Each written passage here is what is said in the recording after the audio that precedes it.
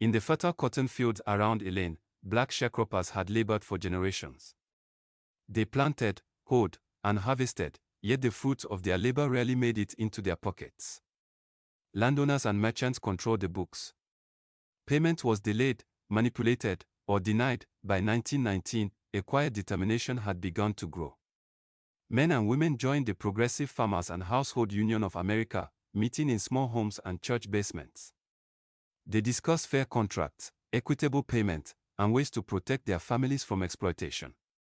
It was a simple, reasonable demand, honesty in their work, but in a town steeped in white supremacy, reasonable was dangerous.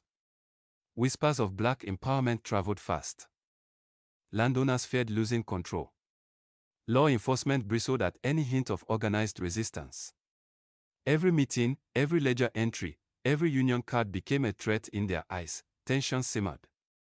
And then, one September night in 1919, the spark ignited. A white man was killed under unclear circumstances. Some said it was self-defense, others claimed an attack. To the white community, it became the pretext for terror.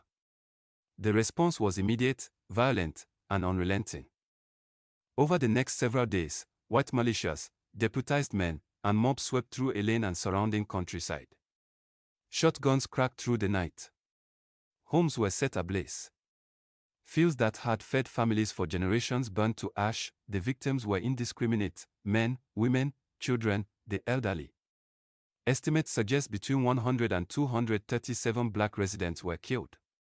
Hundreds more were arrested on fabricated charges. In makeshift trials, convictions were swift and cruel. Some men were executed. Others imprisoned for decades.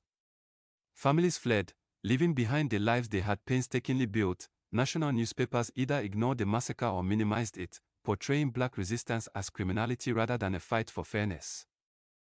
Generations would grow up unaware of the violence that had reshaped their community. The Elaine massacre was more than bloodshed, it was a warning. To demand fairness. To organize. To assert human dignity. For these acts, fair play was answered with gunshots, fire, and imprisonment, yet even in the face of terror, the spirit of resistance persisted. Descendants carried stories of courage, refusing to let memory fade. The land may have remained under oppressive control, but the courage of those who fought for justice endured across generations.